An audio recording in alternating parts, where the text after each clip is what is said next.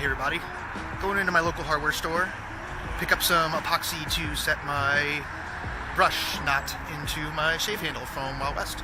Come with me.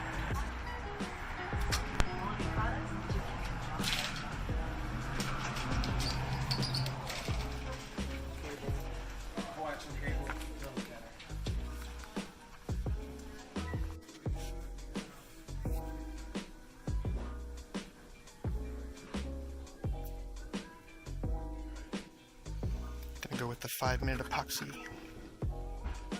recommended by Reyes. I'm going to show you something else. They have the coolest Christmas light display in their outside garden. I'm going to show you now.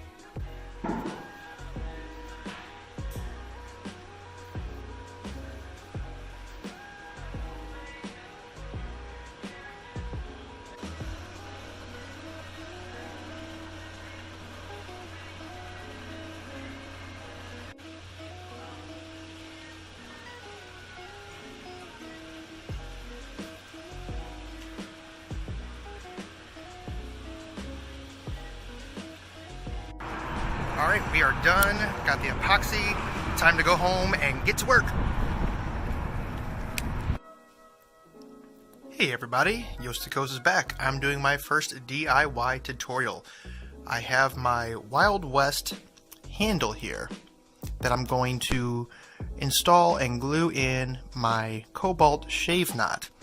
I've never done one before, but I've done research. I've reached out to some of the best in the business to find out how to do it, and I feel that this is what I need to do. To let you guys know at first, if this knot is new, or I'm sorry, if your handle is new and you haven't used it before, just make sure it's free of debris, oils, water, whatsoever. Make sure it's nice and dry and clean, because you want a good adhesion. That's the key of it right there, is that you want to have a good adhesion. Now, one thing that I found that I was told also is that you need to rough up the glue that's on here, that's actually holding the brush together. So taking like a little sanding block or a piece of sanding paper or a Dremel tool, you got to carefully come in here and just slightly rough up the bottom. You just want to rough up just enough, because you want the slick, or you don't want a slick surface. You want to be able to rough it up to where you're going to have a good adhesion between the glue and the handle itself. So once you have a nice sanded surface, you want to carefully go along the outside perimeter as well, but you don't want to damage your fibers in your knot, so just try and be carefully.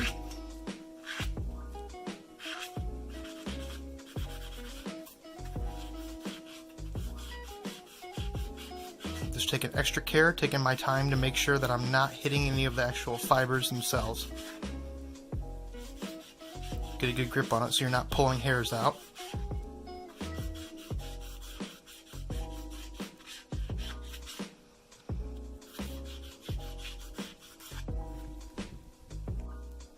Once you are done sanding it off, make sure all debris is free from the bristles and from the bottom, from the sides. Make sure it's nice and clean, because like I said, getting a nice clean contact between the handle and the brush is going to be key. That's what's going to keep it in there nice and tight and not have any issues in the future.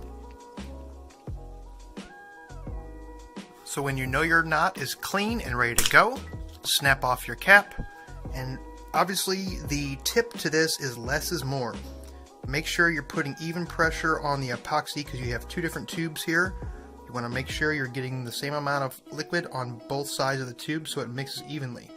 Now I'm putting way more in here than is needed, but I'm not going to be using that much. But I just want to make sure I have enough. I'm going to put the lid back on here, and then I'm going to take the little stir that came with it, and I'm going to mix it up. You want to mix it up so it's nice and even.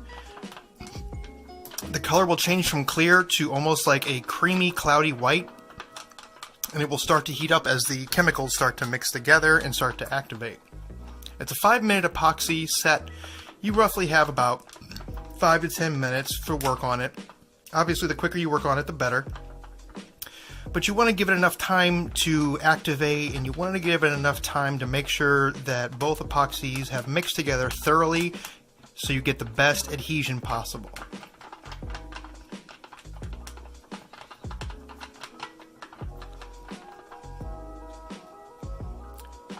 You can use anything really. You can use a popsicle stick, anything to stir it up.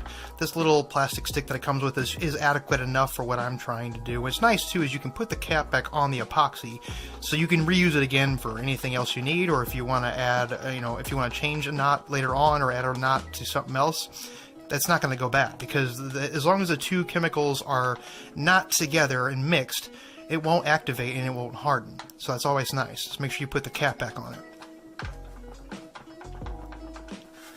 As you see here, it's hard to tell in here, but it's starting to get a little cloudy, which means we're starting to get a nice mix here and it's starting to activate. It says you only have to mix it for, about 30 seconds. I would recommend about a minute at least.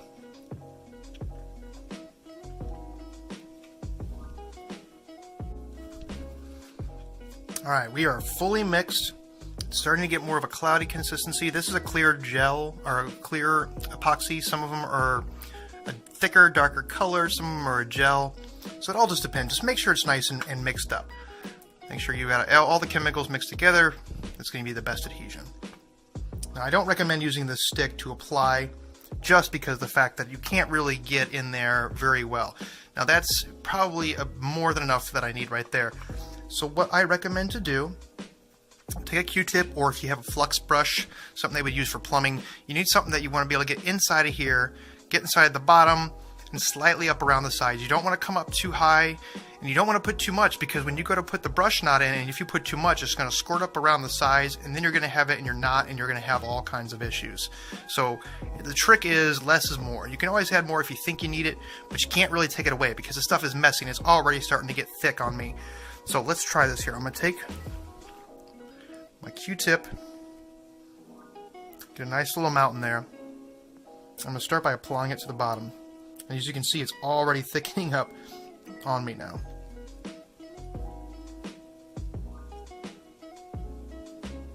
As long as you get the bottom fully coated and you get right along the edge, that's about good there. Then you want to take your knot and just apply a nice thin layer to the bottom. A brush would work better than a Q-tip, because as you can see, it's starting to harden and it's trying to pull the fibers out. So make sure you're not losing any hairs on there, because that'll also hurt with the adhesion as well. I have one more Q-tip just so I can help with that. See, it's already thickening. So you gotta be very careful and you gotta be pretty quick. Alright. Now what you need to do is, when you put the knot in, set it in there, get a good grasp on it, and slowly work the knot back and forth like this. Don't go in a circle, just wiggle it back and forth. That's going to help push out all the air bubbles. It's going to help with a good adhesion between the handle and the knot. And then as you notice, I'm not getting anything whatsoever coming up around the sides. It's staying nice and clean. It's staying at the bottom.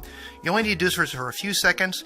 Push down firmly, and you can hear the bubbles popping. It's getting rid of all the air bubbles to make sure you're getting a good, nice, tight adhesion between the handle and the brush. Once that's done, you have a nice even coating on the bottom.